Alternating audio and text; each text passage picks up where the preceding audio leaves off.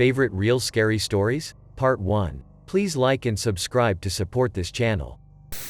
This one isn't mine though I've posted it before. We'll have to rely on the honor system for this one, but it's definitely something I hope I never come across. Edit. Just to reiterate, as mentioned above, this isn't my story. It originally comes from user Echo 5 Juliet on Fark. I am not in the military, and while I appreciate people taking their time to thank someone for their service, I don't want people thinking that I've served when I haven't. I was driving a shortcut from 29 Palms, CA to Albuquerque, New Mexico. 29 Palms is located in the desolate high desert east of LA. The shortcut was all two-lane road through total nothingness, except for passing through Amboy, CA. Amboy is a nearly abandoned town nearly as far below sea level as Death Valley, with a dormant volcano and lava field on one side and a salt flat on the other. It was also, at the time, a hotspot for satanic group activity. So I was driving by myself in the afternoon. I stopped in Amboy and snapped a picture of the city sign, just to prove I was there to friends who dared me to take that route to I-40. I got back in my car and proceeded to drive up into the mountain range between Amboy and I-40. Once I reach the top, I am driving north through a canyon with high grass on both sides of the road. Up ahead I see some stuff in the middle of the road. As I approach, I slow down to see a red Pontiac Fiero stopped sideways across both lanes, a suitcase open with clothes scattered everywhere, and two bodies laying face down in the road, a man and a woman. I stop 100 feet or so away and the hair on the back of my neck is standing up. Being a Marine, I reach under the seat and pull out a 9mm pistol and chamber around. Something seemed very wrong. It looked too perfect, as if it were staged. An ambush? Was I being paranoid? Something was just wrong. Getting out of the car seemed unthinkable. It was the horror movie move. As I scanned the road, I saw a line I could drive. Past the guy in the road on his left, swerve to the right side of the woman, behind the Fiero, and I'd be on the other side. I dropped it into first gear, punched it, and drove the line I planned. I passed the back of the Fiero without hitting it or either of the bodies in the road. I continued forward a couple hundred feet and slowed down so I could breathe and let my heart slow down. As I looked up into the rearview mirror, I saw that the two bodies had gotten up to their knees and 20 or so people emerged from the tall grass on either side of the road by the car and bodies. At that moment, my right foot smashed the gas pedal to the floor and did not let up until I had to slow down for the I-40 East on-ramp. I will never know what would have happened to me had I gotten out of the car to check on the bodies or stopped my car closer to them. Somehow I do not think it would have been good. Sometimes real life can be scarier than a movie. I nearly got kidnapped. When we were around 7 years old, my friends and I would go play at the park near my house. We lived in a really secluded area, the type where you leave your front door unlocked at night and whatnot. It was starting to get dark, so we all started heading home. I would take a path behind the ball fields while everyone else would go right out the parking lot into the street to head home.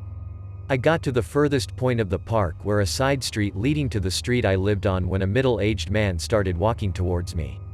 I could see his SUV parked on the side of the road. He called out to me asking if I wanted to see his new puppies in the back.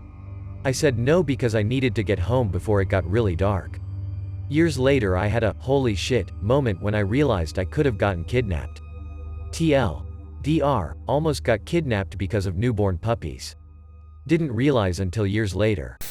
This happened to a friend of mine a few days ago. One night this girl was walking around the city when she started to suspect she was being followed. She went into a hotel lobby to try and shake the guy off. She told the staff what was happening, and they insisted on calling the police. The police finally find him and take him for questioning. They check surveillance footage to see if he was actually following her. He was, and they arrest him. The next day, they get a positive DNA match for a number of crimes around the city. Turns out he was the murderer around Leeds who has killed 3 people in the last 3 weeks. Okay, this is a personal story. Probably belongs in R. No sleep, but maybe you'll find it scary. I lived in an old farmhouse that was over 150 years old in the 1990s and at some point had been used as a headquarters for Union troops in northern VA.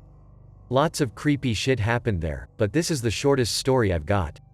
The house had a stone cellar, divided into 2 rooms, and it always made me uncomfortable going down there to get anything for my parents. One day I was asked to find some menial object that was in the cellar, and I knew it would be in the room with the boiler in it, the room that also had a dysfunctional light.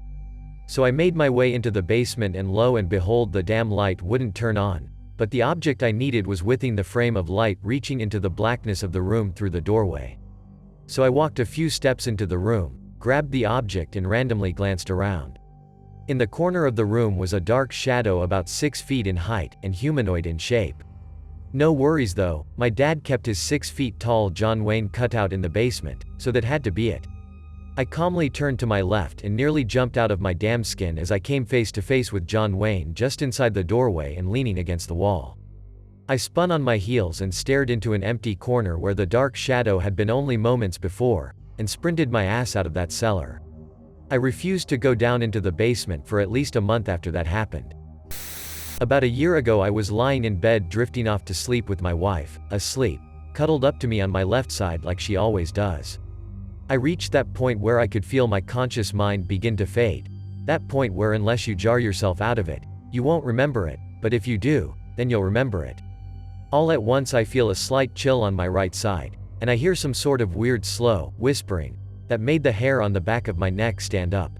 It sounded like someone whispering something backwards, slowly.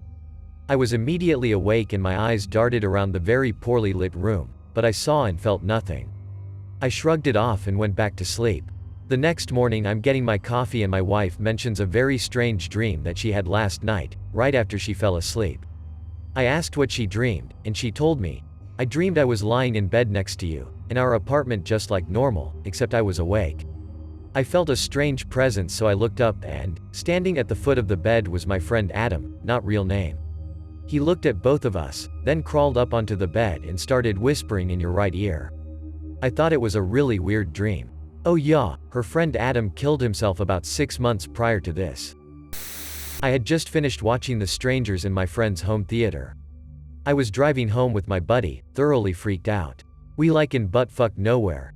No lights, no people, nothing but trees on this road. Of course, it had to be overcast and rainy that night too.